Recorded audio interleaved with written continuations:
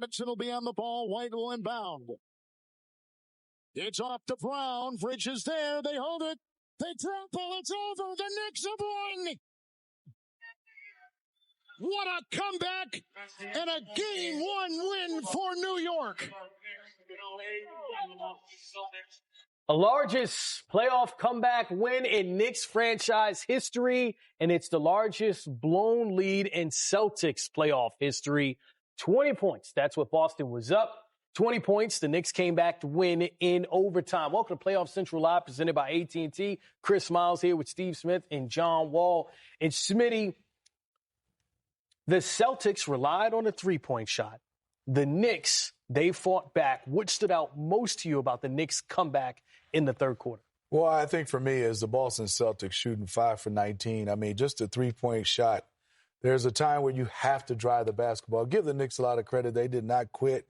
They came out. I love the way Josh Hart and Brunson and all those guys compete. But if you're the Boston Celtics, you got to be kicking yourself. There's no way you're going to shoot 63s when you're getting everything you want, switches, and you had the momentum to just drive the basketball. But you live by it, and, boy, they died by it tonight. You know, Johnny says that. The most missed threes in NBA playoff history, the most threes attempted in NBA playoff history, 60 of them. The previous record was 58. The previous franchise record was 55. And it felt like they were taking threes on every single possession, even when they had looks underneath the basket. Yeah, we know that's their identity is to shoot a lot of threes. That's what they built their team around. But like Smitty said, at some point you got to get to the basket, get to the free throw line. In the third quarter, they was up 20, and for a stretch for like 4 or 5 minutes, it's like every possession was 3 after 3 after 3, and they wasn't making them. And even when the game got close, New York kept fighting. You got to give them a lot of credit. They didn't stop competing. They started to make shots. OG stepped it up on the defensive end, and those guys started to see shots go in. And, you know, clutch player of the year, Jalen Brunson got it going in the fourth quarter, got opportunity to take the lead, had opportunity to almost win the game, and they go to overtime. He really didn't score, but he dictated the team, and they just kept living by the three. The Celtics, they built that 16-point lead after Towns got that third foul, and then they didn't really play aggressively like that. Can you show us how the switching on the bigs really paid off for the Celtics early? Well, John Wall and everybody saw it in the whole nation. I mean, in the United States, you get a switch with Karl Anthony Towns or you have a Jalen Brunson who's a smaller guy. You got to take advantage some kind of way. As we roll through this, you can see Brunson's showing like a four-man. Now, this is an opportunity to drive it. Oh, they knocking down threes. But when they're not going, you still got to play basketball the right way. I know the analytics say shoot threes when you're open and keep taking them. But at one point, I'm going to drive at least, get somebody some easy threes. They got Karl Anthony Towns in foul trouble, went to Mitchell Robinson, and then they started doing that hack at Mitchell Robinson. He had to come out of the game. But as you can see right here, neither Brunson or Towns really wanted to switch on that play. I mean, if you're the Boston Celtics, you go back and look at this tape. Here's another one. This is a long three that was going in the first half. Mm-hmm. But then all those shots was missed in the third quarter and the fourth quarter. Yeah, and then the Knicks took advantage. Jalen Brunson, clutch player of the year. We saw him in the Pistons series, how he was able to score about 12 points per game in the fourth quarter. And this one, 11 points in the fourth. John, why was he so effective in the most critical part of the game once again against a very stout defensive team that was picking him up full court all day? Well, he's very crafty, got great footwork, uses his pump fake very well. But, he got the switches. We talked about it earlier. Al Horford's a great defender. He's going to go out there and challenge the shots. But right here, Drew gave up on the play, gave him a wide-open three. And he's seen a couple of those go in. And, he lives for this moment. Those guys play defense for him. He saved his injury on the other end. And he's their closer. He's the guy they go to and make those big shots. So he's been in that moment. He lives in that moment. That's why he's the clutch player of the year. But you can't, like those threes they took early on, they was going in, and there was like heat check shots. Mm-hmm. Third, fourth quarter, they came out, started the second half. You're doing the same thing. You got to go back to what got you there. Attack the basket, move the ball, not all off the dribble threes. Well, Jalen, every game presents its own problems, but how in the second half and overtime did you guys make yourselves their problem? We just kept fighting. Once we got down, we told each other to keep believing, and we just found a way. Well, the narrative was New York can't beat Boston this season. Even last season, it was a struggle. But how did you drown out all that noise and make sure the messaging and the mentality was right? I mean, you got to move on. You know, what's in the past is in the past. You move on to the next one. I mean, it's simple as that. Boston missed 45 threes. That's the most in playoff history. What was your defensive strategy when they were out on the perimeter, knowing coming in that they're the best in the league at it? Well, I mean, we got to limit their attempts. But, I mean, when you shoot that many, you can miss that many. But, I mean, we just got to be ready for next game. Thanks, Jalen. We'll see you then. Thank you. Yeah, we know what Jalen Brunson can do, but how about OG Anunoby in that pivotal third quarter, 12 points in that comeback when they outscored the Celtics 20-6 to end the third quarter, finish with 29 points. That's more than Jaylen Brown and Jason Tatum. Huge game for the champion OG Anunoby.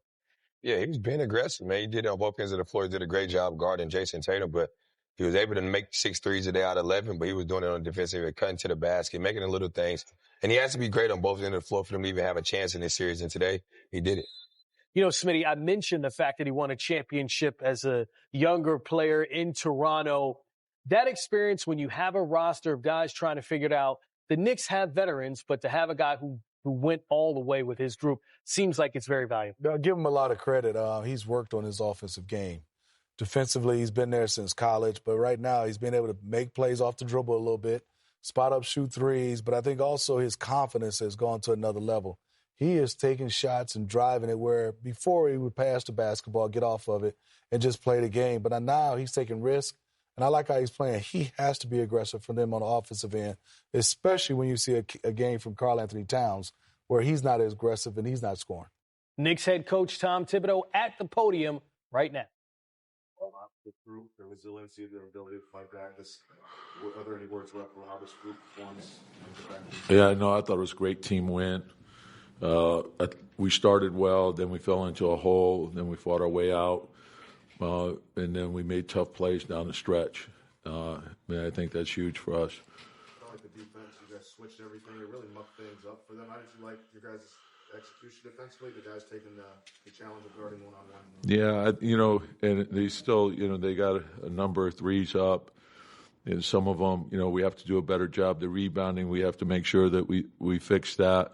So some were good, some have to be a lot better. And the important thing for us is to understand what it is. It's one win, and then understand that we have to reset and get ready for game 2. Tom, can you talk about resiliency?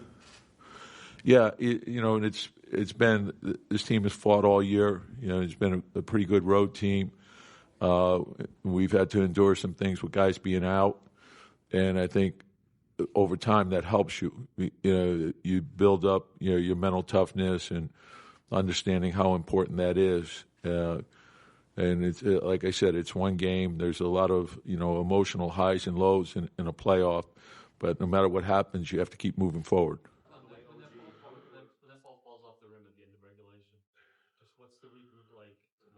Yeah, no, just, it was a great look. Shot it great, didn't go in. That's part of the game.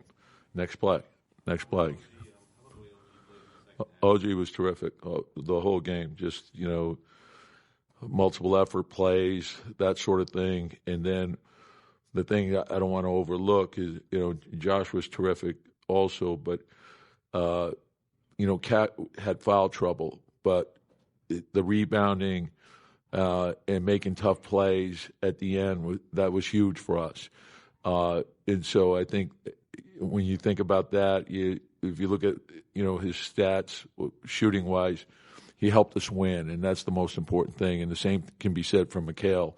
Mikal came up with some big-time rebounds in traffic, and then the steal at the end. And so whatever we have to do to find a way to win, that's the most important thing. So don't get wrapped up in any personal dilemmas or anything like that. Put the team first and just find a way to win. Are you surprised at all that as you guys are mounting that comeback, and you just mentioned that Cat had foul trouble, they obviously tried to foul, mention that you taking him out of the game, that they continued to launch as many threes as they did when you guys were down here at third string center at one point? Yeah, and that's, what they do. And again, I want to look at the quality of those shots. And oftentimes I thought they were scramble situations, ones in which, I thought Holiday hurt us with his offensive rebounding. We got to make sure that we, get a body on him. He's real quick to the ball. And as a team, they're quick to the ball. So we have to do a better job with that.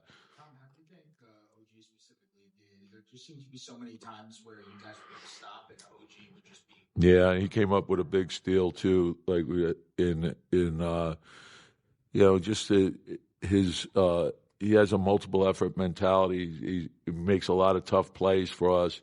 He plays with physicality, but it's physicality with intelligence. There's not reckless fouls. It's body position. It's anticipation. It's thinking ahead.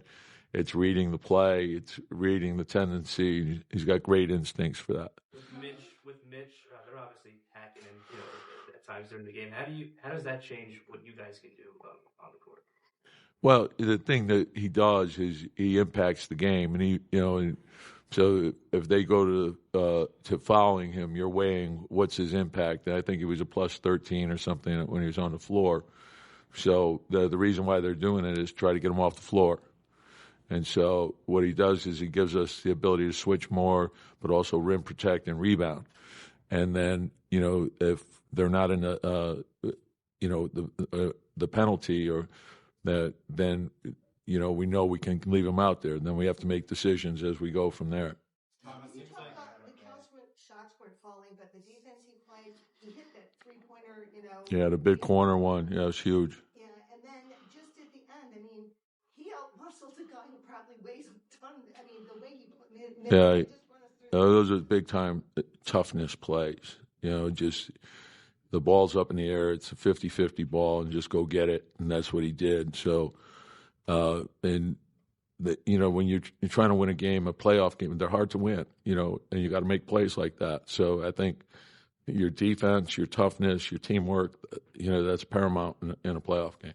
Can you talk more about, you say enough about Jalen in terms of down the stretch, you guys come back from down 20 and then it's a game down the stretch, and it just seems like there's no doubt that in these clutch moments he's going to come through for the team. Yeah, and it's obviously the obvious is his shot making ability, but it's also his teammates working with him to create advantages. And so understanding what the coverage is, what they're trying to get away from, and then to try to create those advantages. It's everyone working together, and then also trusting the pass when the second and third defender come. Now we can play off of that. And so if there's two or three guys on them, you just spray it out, and then we can get a good look. And oftentimes if we don't make that, we get the offensive rebound on it. With Deuce, that was probably his best game of the playoffs so far. What allowed him to get going?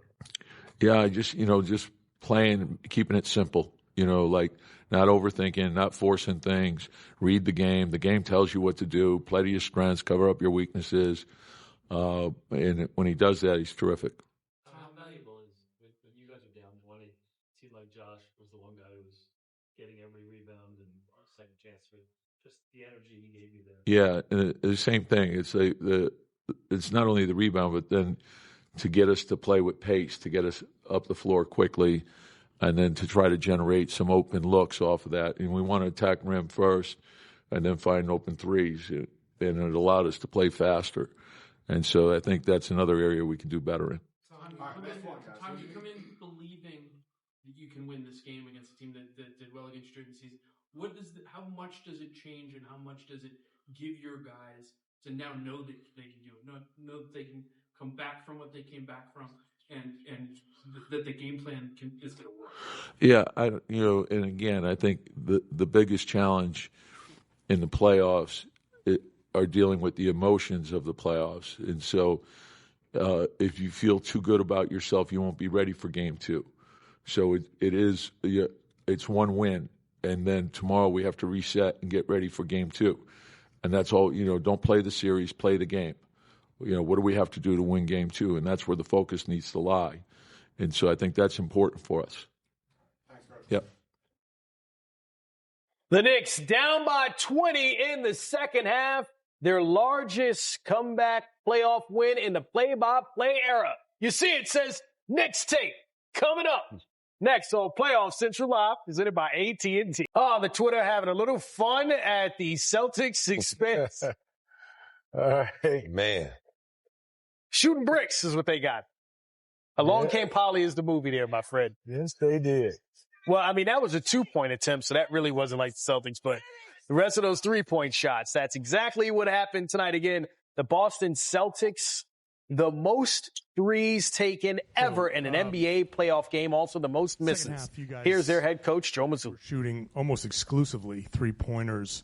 I know you talk about take what the defense gives you, but were you satisfied with the shot selection in that second half? Yeah, I mean, I think for the most part, obviously, over the course of the game, you always can find, 5-10 shots that you want to be better at. But, I thought throughout the night, for the most part, we fought for good looks, throughout the game. But, yeah, I mean, you can find 5 to 10 that we could be better at. And so after you guys go up 20, what changed in what they were doing to walk that lead down? Yeah, I mean, I think we left some of their some of their good shooters open. I think Anunoby went on a small run by himself.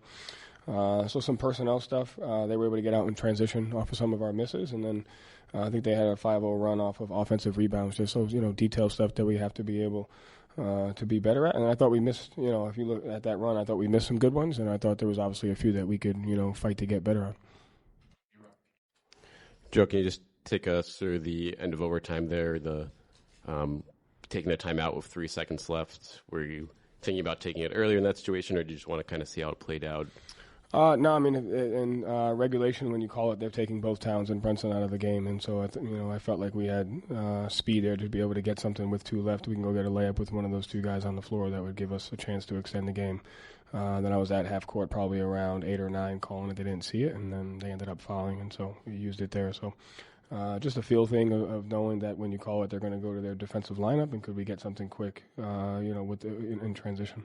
And what were you trying to do on the last play of overtime there with the way they just would have defended the play the pass to Jalen? Yeah, just a read. Jalen's great in space. They're going to foul in that situation, so it's got to be catch and shoot. So just a read to try to create space, get a quick catch and shoot for Jalen. Ran that play a few times. I think he was able to get, some good separation on there. Bridges made a good play. Joe Kristaps left with the illness. How is he doing, and how much did that affect what you guys wanted to do the rest of the game? Yeah, I haven't seen him yet, but we'll check on him. But, I mean, obviously it impacts the game with his ability on both ends of the floor. And, it obviously changes sub patterns. It changes the things that, you're able to do matchup-wise and play call frequency-wise. So, yeah, I mean, I think we felt, but, it's no excuse. We had plenty of opportunities to do it, and hopefully he's ready for game 2. I mean, I found out during the game, so, as soon as I found out, we made the adjustment. But, I'll check on him here before we leave. Joe, 19 of your 20 shots in the third quarter were threes. When you take 20 free throws in the first half and you take, I think, 6 in the second half in overtime, do you need to switch up sometimes when shots aren't going down? It just seemed like no one was on. Yeah. And they kept going up. I mean, how do you approach that when you look and none of your guys are hitting threes? They're good looks and they're open, but it seemed like the more success was attacking the rim. Yeah, I mean, I think you obviously, like we said, whether it's possession, shots, things, you could always find 5-10 that you could be better at. So, to me, I look at the process and the shot quality. So our shot quality was high. The points in the paint were even. We shot one more layup than they did. We shot 10 non-paint twos. They shot, much more than that. And so you have to take a look at the process of what we're trying to accomplish. And, we were able to accomplish good results for the most part. And like I said, there's probably, 8 to 10 shots that we could be better at for sure. You scored 30 points in the last 22 minutes. I want to say, is that just missed shots? Is that bad offense? Like, why did the offense completely shut down midway third quarter? Probably a combination of both. Have to have better play calling, have to make shots, have to make some better reads. So it's probably a combination of all those things. Have to be better. What do you feel like in that second half on those 8 to 10 shots you guys had to do differently in terms of maybe accessing the paint or just getting inside on them? Did the defense change at all in that second half? No, I mean, without watching it, 8 to 10, it could be a little bit less, it could be a little bit more. At the end of the day, you have to make the ones when you're open. And you have to trust the process of what you do, and the process of our shot quality was good. And, it's the margins and the stuff that put pressure on your shot quality, whether it's your transition defense, your rebounding, your defending without fouling, and your attention to detail on personnel. All those things play a part in putting pressure on, the process of what you're trying to do on the offensive end. What happened with Sam? How's he doing? I think he hurt his ankle, landed on it. I'll check on him here before we leave. But I think I didn't see the play, but I think he hurt sprained his ankle. Joe, their help and recovers to try to keep JT from getting deep into the paint. They were able to kind of get back to those shooters. Just how does their defensive length, how is that different than maybe a lot of other defenses, and how did you try to pry that open? Yeah, I mean, they do a good job of, sometimes they put two on the ball, sometimes they don't. They do a good job of making multiple efforts, protecting the paint and getting out. And so that's where you have to make the shots when you're open, and then you have to make the closeout read at times, So they do a good job of that. We just have to be better at making that read from time to time. Joe, you guys obviously bounce back all the time from things like this. Just kind of your general emotions as you sit here and kind of stuff happens in the playoffs as you look ahead. Look at the process. So again, there's whether you win or lose, there's possessions that you have to get better at. The staff, I'll get better at the things that we need to. We'll look at the attention to detail stuff that we have, and then we'll look at the process of what we did and see where we need to get better at it. So we'll do that tomorrow. This is the first time you guys have trailed in the series dating back to 2023. What type of perspective do you want your players to have now? Do you want them to be desperate? Do you want them to be calm? Like, how do you want them to feel after this one and go into just process oriented? What did we do well? Where do we have to be better? I mean, just sticking to the process, attention to detail, and the things that we have to get better at. Thank you, Joe. Thanks. Celtics trailing in the series for the first time since 2023. Let's look back at how that happened. Jason Tatum got off to a hot start. He scored 13 of his 23 in the first quarter. So when you see him running the floor, getting an easy finish. Then Tatum again inside the arc. Yeah, I thought tonight might have been a 30-40 piece tonight, but he slowed down in that second half. And give Karl Anthony Towns, that was a difficult shot he made look easy. Sixth man of the year, Peyton Pritchard by Mitchell Robinson. Boston up by 3. Pritchard had 13 points. Derek White running the floor. And again, John, it's the Celtics inside the arc scoring. Yeah, like they did it early in the first half, getting outlets, getting stops, attacking the basket. Switches, they wasn't selling. They was getting to the paint, making plays for each other. It just seemed like the whole second half, they just wanted all threes. Karl Anthony Towns sitting on the bench because he had 3 fouls at the 9-minute mark in the second quarter. Celtics went on a 17-5 run up 16 at the half, poured it on thick like syrup to start the third quarter. But hold on, OG in the house, OG Anunoby helping to lead the comeback for the Knicks. They end the third quarter on a 20-3 run and make it just a 2-possession game. Brunson pulling up, giving out some eye candy. It's a 28-9 run going into the fourth quarter. Boston, ice, frigid, cold from outside. Shot just 25%, relying on a 3. But OG here again. He made 6 of those. He was feeling it. Knicks within 1. Then Brunson off the ball movement. Knicks tied up at 89. Then Brunson, another one. Your clutch player of the year, 29 points, 11 of those coming in the fourth. Peekaboo at it again. But you know what, John? Derek White comes up so big for the Boston Celtics. Yeah, he makes shots. He's the guy that's going to be right there, but he had so many of these good looks. He just made them right there to get the lead back.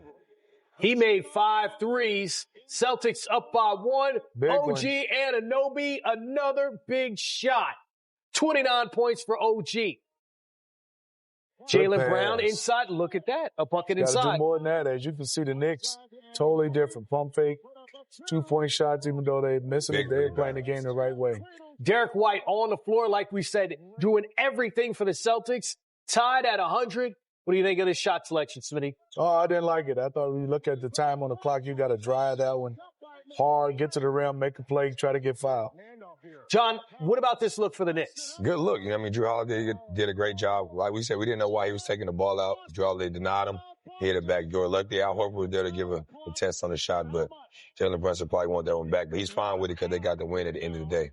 0.6 on the clock. Celtics try to get one off. I don't know what that was. Not really a shot attempt by not at all. Jason Tatum. So we go to overtime. In the extra session, Jalen Brunson doesn't score for the Knicks. Smitty, how impressive is it that he doesn't score and other guys get involved? Well, you can see those guys with confidence. Bridges, OG Anunoby did a nice job. He did his job in that fourth quarter and he got some help from his teammates. That's a big one from Jaylen Brown. That's his only made three. John, what about this foul? Why was it not continuation and 3 free throws for Brown? Well, it was close because right there he should just grab him if he wanted to. Act like he's going for the ball and grab him so he don't even have an opportunity. And he lucky the call just didn't go his way where they could have said it was 3-point shots. And then that's a big steal for Mikal Bridges there. Mikal Bridges, 51 minutes played, had 8.7 assists, 6 rebounds, 3 steals, and 2 blocks. And really, John, it's the 3 steals and 2 blocks in those 51 minutes that proved crucial for the New York Knicks. Well, when they got Mikal Bridges, he was with Phoenix. He wasn't a guy you looked at to be a scorer. He was a guy that was a defender, a slasher, do the little things for you. Then he worked on his game, got to start making mid-range and open threes. Then he had opportunity in Brooklyn where he got to be free. But with the Knicks, this is the type of guy they need. Make the big shots in the corner for him, defend the best players, and do the little things as they dirty work to help Josh Hart out. The combo of OG Anunoby and Jalen Brunson scored 58 points, outscoring the combo of Jaylen Brown and Jason Tatum, who scored 46. It feels like you guys were able to turn up the intensity and kind of show off that resiliency you guys have shown all year. What were kind of those conversations like as they were taking off and prepping for what you guys were able to do in the end?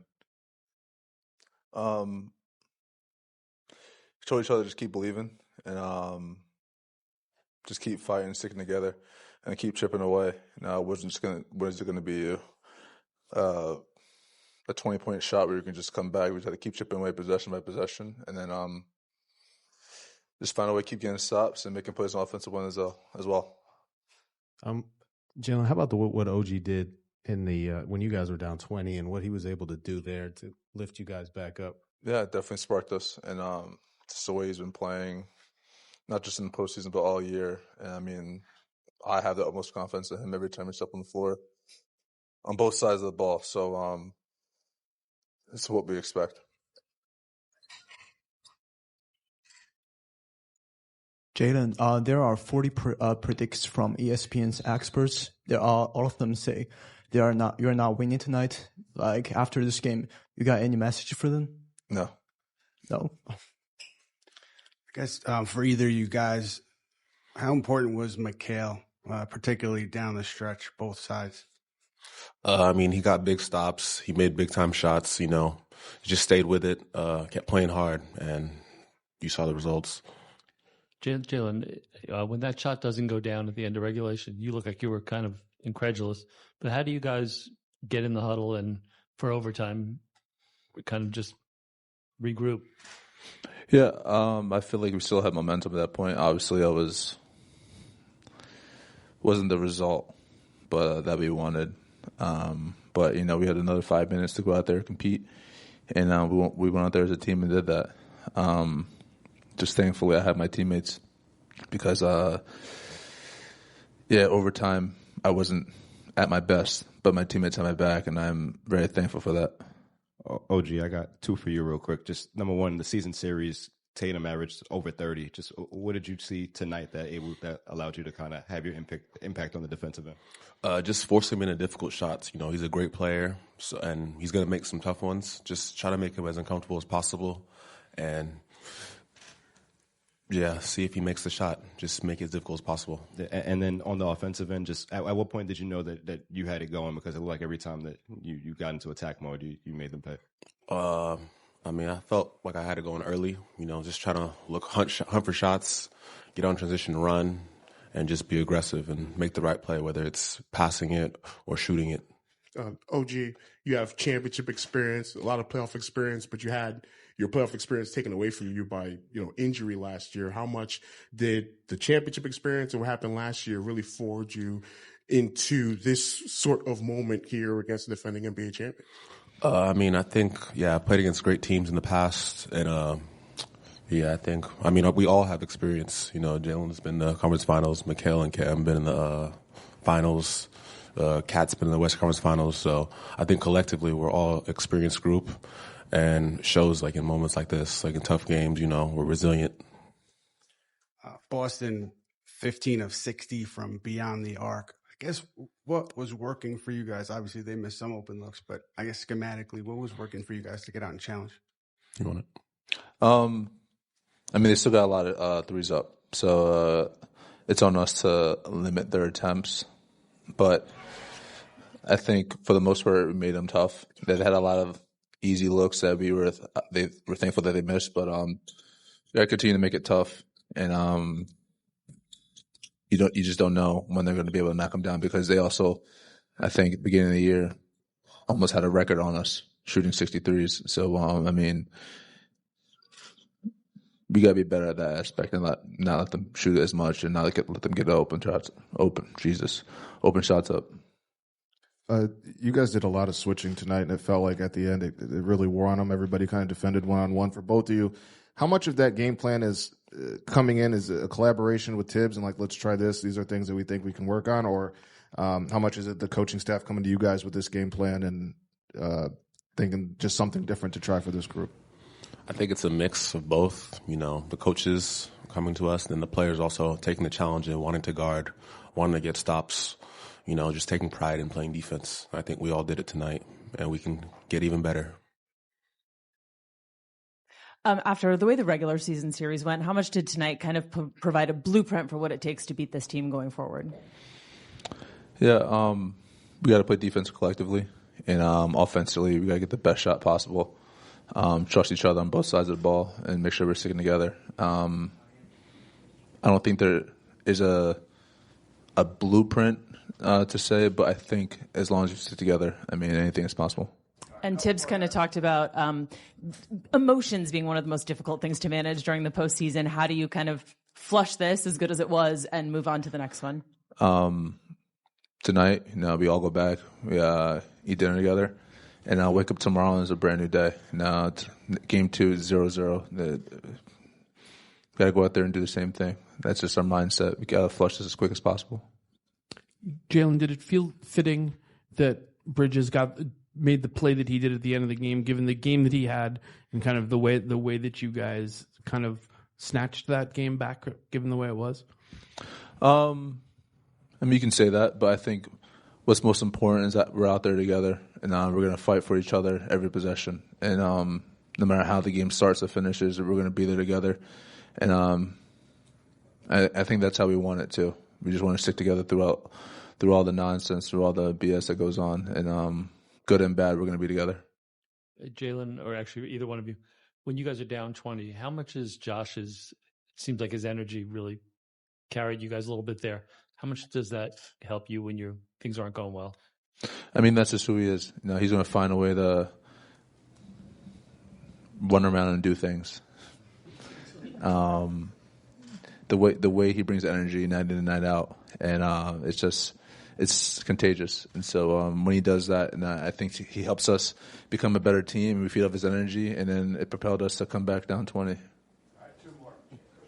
Jalen, seems like new night, same question, but down the stretch, clutch moments, you come through for your team with obviously the exception of the floater that. So not clutch enough. I mean, got the win at the end of the day. Just in those moments, just where does your mind go? How are you able to put your team on your back consistently when the game is on the line? It's not about putting the team on my back. It's just I have confidence in them. They have confidence in me, and we're going to go out there. We're going to compete. We're going to find the best way to attack each possession. And so, yeah, it may look like I get the credit, but it's a credit to them. It's not just me. Jalen, especially when OG is going like that defensively, he can be so quick getting out in transition. Mm-hmm. As often the guy who receives the outlet pass, where are you looking for him when you guys are getting stops and you're getting out running? However you get the stop, where are you looking for him? What's your process like there? Always looking ahead, and me and OG always lock eyes and see where we can attack offensively, whether it's in transition, whether it's in the half court. He always finds the seam to be open. And so when he's open, I know he's going to knock it down. And so that's just the chemistry we've had since we've been together, and it's only going to get better. Do you feel like it's in a different place now? I'm pretty sure Derek said one last question.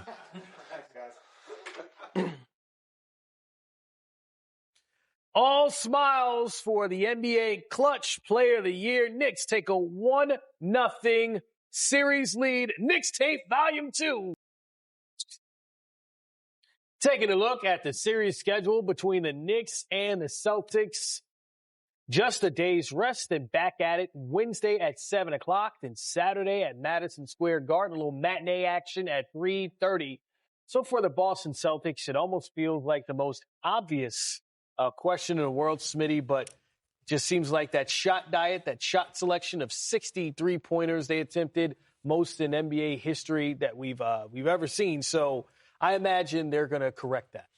Yeah, I hope so. I would say shot selection, understanding that some kind of way somebody has to take easier shots. They're too good to be taking all these contested threes.